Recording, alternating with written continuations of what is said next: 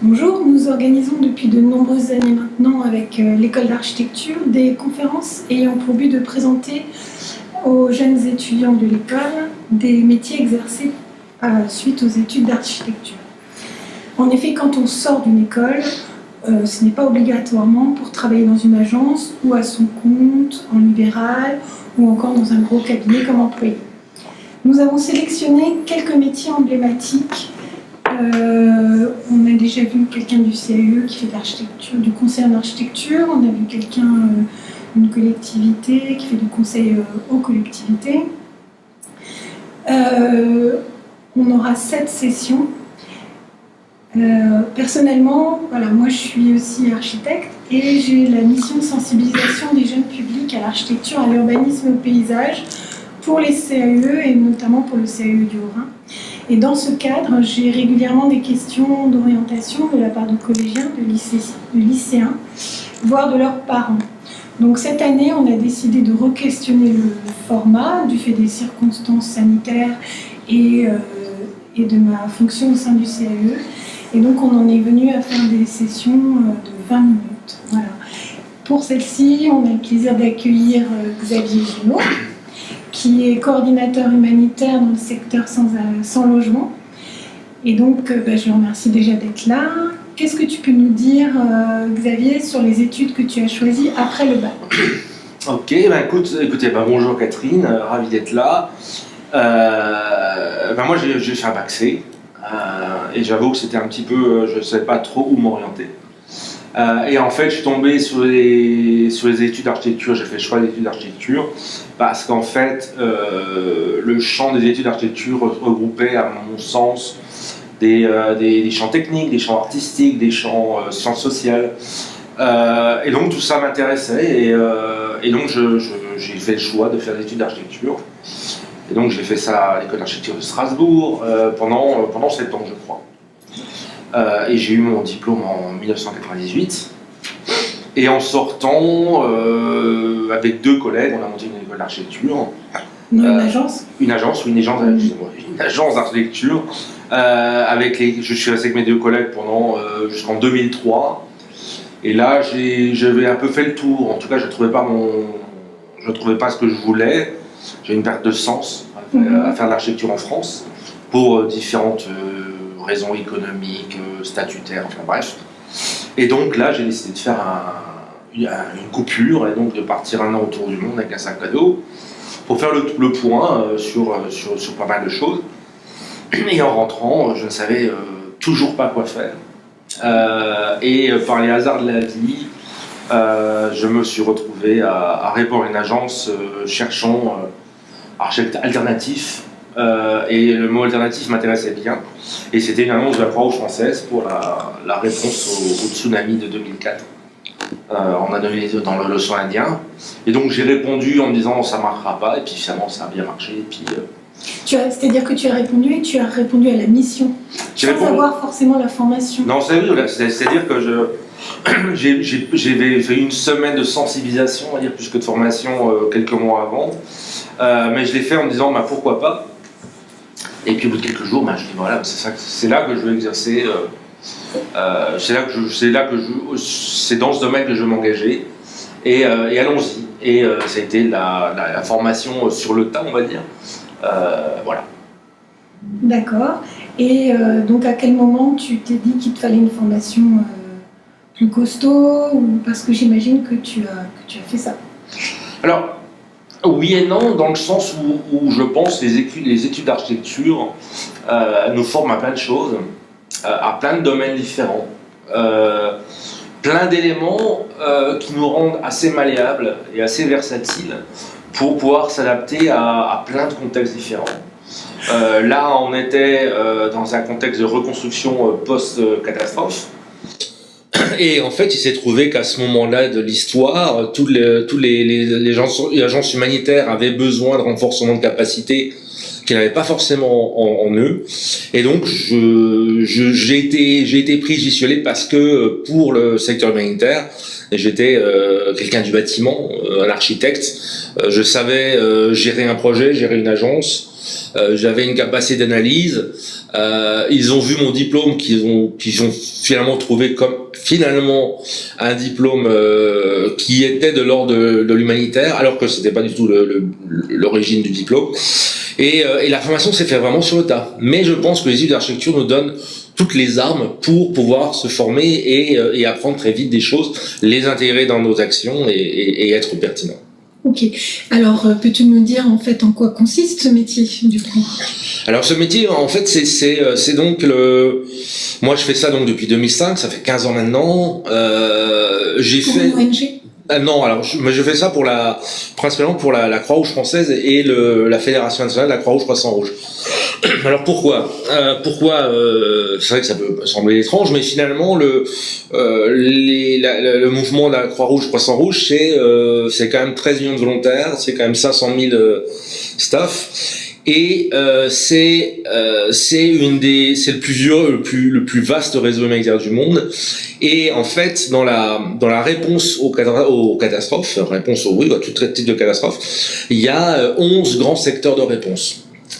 L'eau, la nourriture, la santé et l'abri logement. Et il se trouve que au niveau global, la Croix-Rouge et les Croissants-Rouges se sont engagés en 2005, qui coïncide avec mon entrée dans ce secteur en fait, a pris un engagement global d'investir dans le secteur abri-logement d'urgence.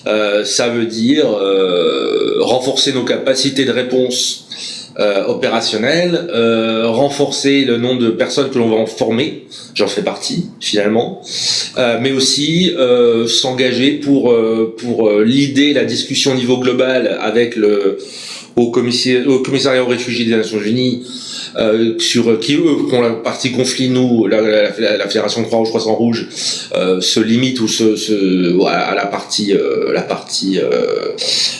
catastrophe naturelle ou autre, non conflit, et a pris l'engagement de développer des équipes de coordination en cas de grands désastres quand plusieurs conditions sont réunies, dont l'appel du gouvernement affecté. Et donc en fait tout mon chemin de ces 15 dernières années s'est fait dans plusieurs types de métiers, finalement plusieurs types de postes on va dire. Alors j'ai commencé par faire avec la Croix-Rouge française, j'ai commencé par faire la reconstruction après le tsunami, donc ça veut dire finalement dans ce cadre-là un travail finalement d'architecte assez classique qui est de piloter des programmes de reconstruction de maisons, d'écoles ou de santé, que ce soit au travers d'entrepreneurs, mais aussi au soutien à l'autoconstruction. Ma deuxième type d'intervention, ça a été en tant que volontaire Croix-Rouge française, où je suis parti dans la première phase, c'était donc en Indonésie, au Sri Lanka et au Bangladesh avec la fédération pour le cyclone Cidre en 2009. Ensuite, ça a été en tant qu'équipier de la Croix-Rouge française, des équipes de réponse à l'urgence, en première rotation, premier mois après le séisme en Haïti de 2010. Après, j'ai changé de position, j'étais le coordinateur technique de l'ensemble de la réponse Croix-Rouge Croissant-Rouge au séisme d'Haïti pendant 2 ans et demi, 3 ans. Et puis depuis 2013, j'ai donc été formé là avec une formation que m'a offert la Croix-Rouge sur cette coordination sectorielle abri logement.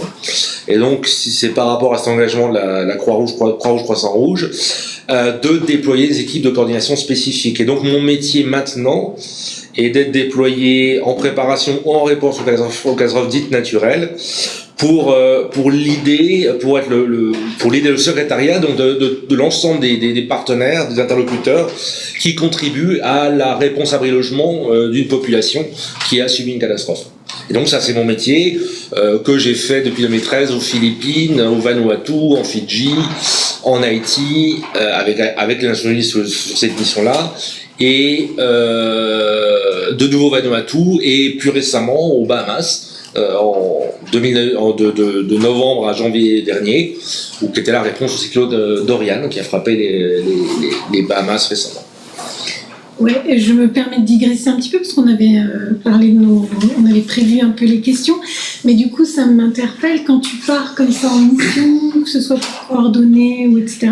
Est-ce que tu pars longtemps ? Est-ce que tu es prévu à l'avance ? Alors il y a Non, non, a priori non, parce que comme mon travail est généralement la réponse à une catastrophe naturelle, le déploiement se fait le plus rapidement possible.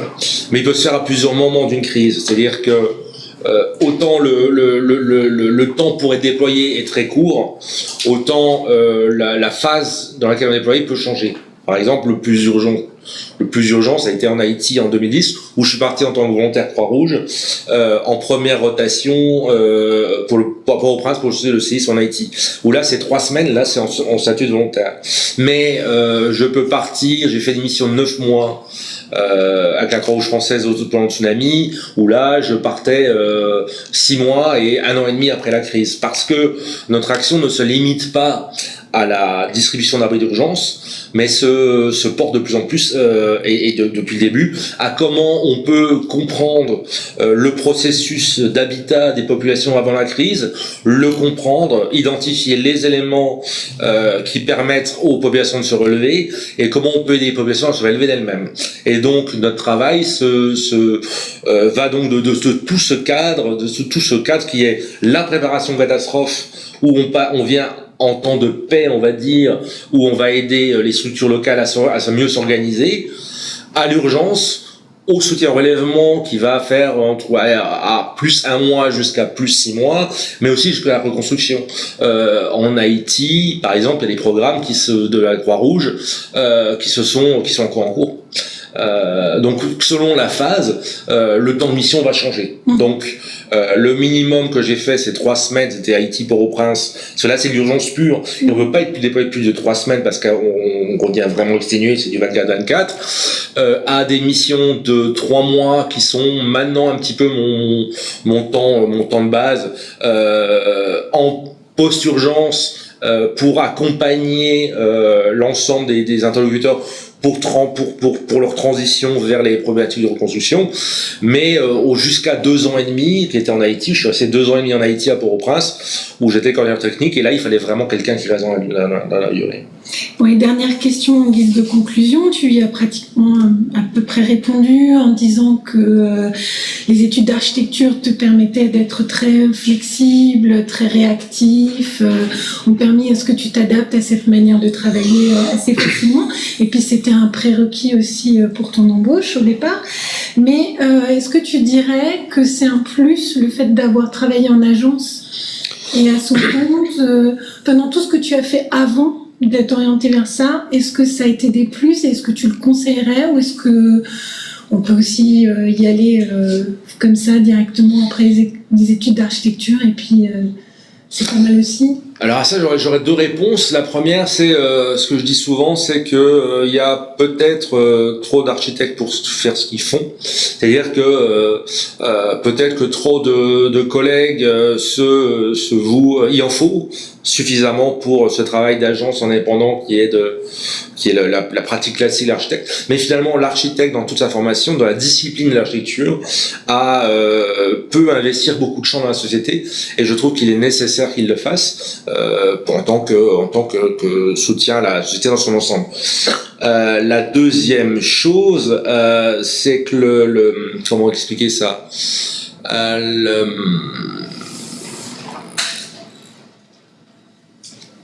je peux répéter la question?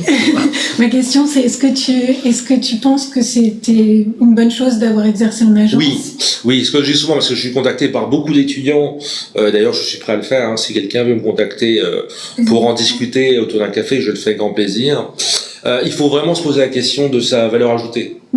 Quelle est si on veut s'investir dans ces champs-là, quelle est notre plus-value en tant qu'individu, en tant que professionnel? Quand on est déployé sur une crise, on doit avoir des compétences d'adaptation très rapides, mais il faut se demander est-ce que je vais être utile, qu'est-ce que je vais amener, parce que finalement d'être déployé sur une crise humanitaire, ça coûte de l'argent concrètement. Donc cet argent doit être le plus efficace possible, le plus efficace possible. Toutes les ressources doivent être maximisées. Donc on doit avoir une plus-value, et ces plus-values arrivent par une expertise. Et je pense que si j'étais pris au début par la Croix-Rouge française, c'est que j'étais architecte. Parce que j'avais co-géré une agence pendant quelques années, parce que je savais que c'était un chantier, c'était des bâtiments. Même si mon métier a évolué et maintenant, depuis 10 ans, je ne conçois plus de bâtiments, mais quelle est vraiment la question que je poserai à tous les étudiants, à tous ceux qui veulent s'engager là-dedans, quelle est votre plus-value? Qu'est-ce que vous amenez à l'équation qui justifie votre déploiement? Et je pense que c'est hyper intéressant et hyper important de le faire pour être le plus efficace finalement la cause dans laquelle on s'engage. D'accord. Ben, merci beaucoup Xavier. Avec grand plaisir.